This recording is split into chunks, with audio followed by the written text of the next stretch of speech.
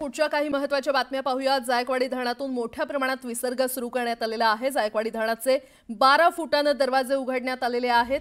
3,06,640 क्युसेकने विसर्ग सुरू करण्यात आलेला आहे। विसर्ग वाढवल्यामुळे पैठण शहरात पाणी शिरलेले आहे, तर गोदाकाठच्या गावांना प्रशासनाकडून सतर्कतेचा इशारा देण्यात आलेला आहे। आणि या संदर्भात अधिक माहिती देत आहेत आमचे प्रतिनिधी अविनाश कानडजे आपल्या सोबत जोडले गेलेले आहेत। अविनाश, जायकवाडी धरणातून मोठ्या प्रमाणात पाण्याचा विसर्ग सुरू करण्यात आला असल्याचं कळतंय, काय सद्यस्थिती आहे? प्राजक्ता, तुम्ही सांगितलं त्याप्रमाणे काल सकाळपासूनच जायकवाडी धरणातून जो विसर्ग आहे तो टप्प्याटप्प्याने वाढवणं सुरू होतं। मात्र काल सायंकाळी लक्षणीय वाढ यामध्ये झाली। 3,06,440 क्युसेकने हा विसर्ग सुरू आहे। विशेष म्हणजे जायकवाडीचे जे 27 नियमित दरवाजे आहे ते 12 फुटाने उघडण्यात आले, तर आपत्कालीन जे 10 दरवाजे आहेत त्यातून देखील पाणी सोडण्याचं काम सुरू आहे, ते देखील पूर्ण क्षमतेने या ठिकाणी उघडलेले आहे। त्यामुळे परिणामी गोदावरी नदीमध्ये जो विसर्ग होतोय तो 3,06,640 क्युसेकने एवढा मोठा विसर्ग होतोय आणि त्याचा फटका आता पैठण शहराला देखील बसताना आपल्याला दिसून येतोय। पैठण शहराच्या जे नदीच्या बाजूचं जे शहर आहे त्यामध्ये पाणी शिरायला सुरुवात झाली, तर नाथ मंदिराला सुद्धा आता पाणी लागलेलं या ठिकाणी पाहायला मिळतं। तर दुसरीकडे जे आहे ते खाली नांदेड, लातूर या जिल्ह्यांमध्ये देखील या पाण्याचं रौद्ररूप आपल्याला पाहायला मिळणार आहे, कारण गोदाकाठी असलेल्या सर्वच गावांना प्रशासनाकडून सतर्कतेचा इशारा दिलाय। जलसंपदा मंत्री गिरीश महाजन यांनी देखील काल धरणाची पाहणी केली आणि संपूर्ण परिस्थिती जाणून घेतली। विशेष म्हणजे जर नाशिकच्या वरच्या पट्ट्यात जर असाच पाऊस चालू राहिला आणि आवक जर वाढत राहिली तर हा विसर्ग अजूनही वाढवावा लागेल। त्यामुळे कुठेतरी भयावह स्थिती निर्माण होण्याची शक्यता आहे। जागोजागी एनडीआरएफच्या टीम आहेत, ज्या लाकडी बोटी आहेत त्या देखील तयार करण्यात आल्या। ते पैठण शहर असेल किंवा गोदाकाठी असलेल्या खेड्यापाड्यांमध्ये गाव वस्तींवरती हे संपूर्णच एनडीआरएफच्या टीम आणि विशेष पथकं तयार करण्यात आली, कारण कुठेही जीवितहानी होऊ नये आणि जास्तीत जास्त नुकसान कसं टाळता येईल यासाठी प्रशासन जे ते प्रयत्न करताना दिसतंय। मात्र दुसरीकडे आनंदाची बातमी अशी म्हणावी लागेल की प्रशासनाने जवळपास जिथं जिथं धोका आहे त्या ठिकाणच्या सर्वच नागरिकांचं स्थलांतरित केलेले आहेत। पैठण शहरातील तर 250 ते 300 नागरिक जे ते विशिष्ट शाळेपर्यंत पोहोचवले, ज्या ठिकाणी पाणी जाणार नाही, आणि बाकी जे गोदाकाठी गावं आहेत त्या ठिकाणी देखील स्थलांतराचं काम सुरू आहे। बरं अविनाश, वेळोवेळी तुमच्याकडून अपडेट घेत राहू। तुर्तास धन्यवाद या संपूर्ण माहितीसाठी।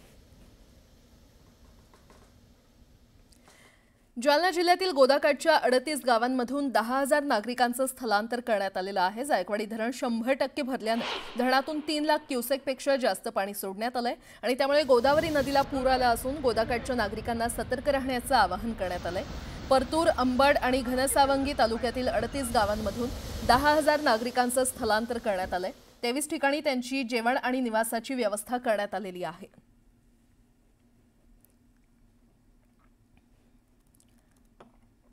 जालना जिल्ह्यात देखील गोदाकाठच्या 10,000 नागरिकांचं स्थलांतर करण्यात आलेलं आहे।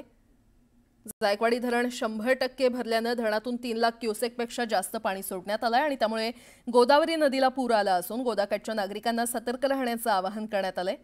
परतूर, अंबड आणि घनसावंगी तालुक्यातील 38 गावांमधून 10,000 नागरिकांचं स्थलांतर करण्यात आलेलं आहे, तर 23 ठिकाणी त्यांची जेवण आणि निवासाची व्यवस्था करण्यात आलेली आहे। विविध गावांमधून लोकांना सुरक्षित स्थळी हलवण्यात येतंय। नागरिकांना 23 ठिकाणी निवास व्यवस्था ठेवण्यात आलेली आहे, कारण जायकवाडी धरण हे 100% भरलंय आणि धरणातून 3 लाख क्युसेकपेक्षा जास्त पाणी सोडण्यात आलेलं आहे।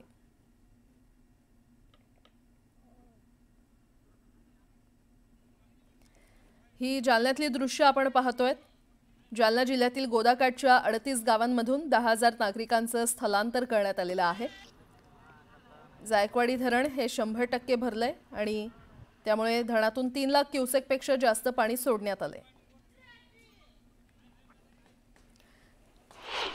तिकडे जळगावच्या एरंडोल तालुक्यातही मुसळधार पाऊस सुरू आहे। मुसळधार पावसामुळे गाव परिसरात पूरसदृश्य परिस्थिती निर्माण झालेली आहे।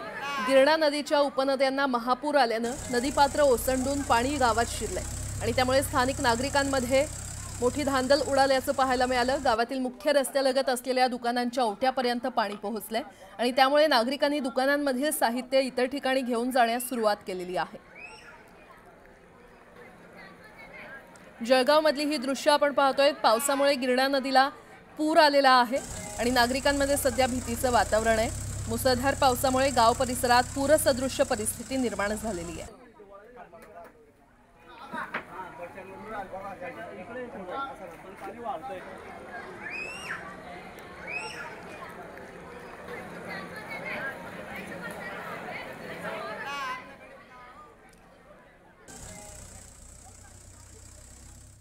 आता एक मोठी बातमी, जायकवाडी धरणातून पाण्याचा विसर्ग वाढवण्यात आलेला आहे आणि त्यामुळे नांदेडमध्ये खबरदारीचा उपाय म्हणून पालिकेकडून रात्रभर लाऊडस्पीकरवर दवंडी देत नदीकाठच्या नागरिकांना सतर्क करण्यात आलेलं आहे। सध्या स्थितीमध्ये नांदेडमध्ये गोदावरी नदी ही धोक्याच्या पातळीवरून प्रवाहित होते आणि त्यामुळे नदीकाठच्या वस्त्यांमध्ये पाणी शिरलेलं आहे। जायकवाडीमधून सोडलेलं पाणी पोहोचताच नांदेडची स्थिती बिकट होण्याची शक्यता आहे। त्यामुळे मनपानं पूरग्रस्तांसाठी तात्पुरतं निवारा केंद्र सुरू केलेलं आहे आणि या केंद्रात नागरिकांनी आश्रय घ्यावा असं आवाहन मनपानं केलंय।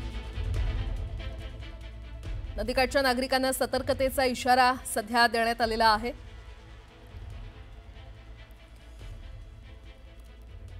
तिकडे सोलापुरातून वाहणाऱ्या सीना नदीच्या महापुरासंदर्भात जिल्हा प्रशासन सज्ज झालेलं आहे। सीना नदीमध्ये सोडण्यात आलेल्या महापुराची दक्षता घेऊन जिल्हा प्रशासनाकडून नागरिकांना सुरक्षित स्थळी हलवण्यात येतंय।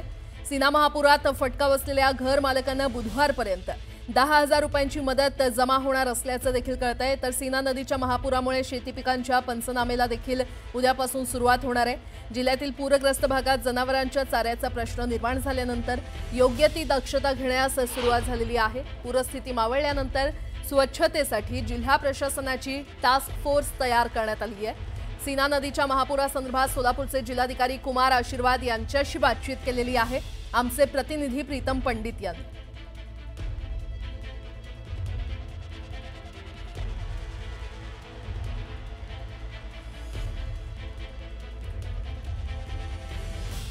तर आपण पाहतोय तर सोलापुरातून वाहणाऱ्या सीना नदीच्या महापुरासंदर्भात जिल्हा प्रशासन आता सज्ज झालेलं आहे। सीना नदीमध्ये सोडण्यात आलेल्या महापुराची दक्षता घेऊन जिल्हा प्रशासनाकडून नागरिकांना सुरक्षित स्थळी हलवण्यात येते।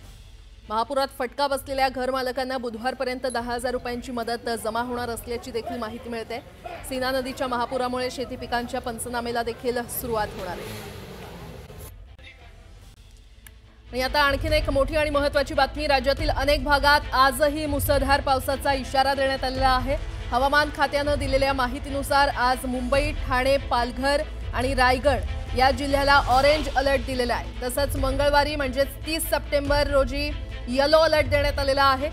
1 आणि 2 ऑक्टोबर रोजी मुंबई, ठाणे आणि पालघर तसंच रायगड भागात ऑरेंज अलर्ट दिला असून मध्यम स्वरूपाचा पाऊस येणार अशी शक्यता वर्तवलेली आहे। तर राज्यातील काही ठिकाणी विजांच्या कडकडाटासह आणि वादळी वाऱ्यांसह अतिमुसळधार पाऊस कोसळणार असल्याचं हवामान खात्यानं स्पष्ट केलेलं आहे। पुढील 4 दिवस पावसाचा जोर ओसरणार आहे, मात्र तरीही पावसाचा ऑरेंज आणि येलो अलर्ट दिला असून मुसळधार ते अतिमुसळधार सरी कोसळणार असल्याचा इशारा देण्यात आलेला आहे। त्यामुळे नदीकाठच्या गावांना सतर्कतेचा इशारा दिला असून नागरिकांनी देखील गरज असेल तरच घराबाहेर पडा असं आवाहन प्रशासनाकडून करण्यात आलेलं आहे।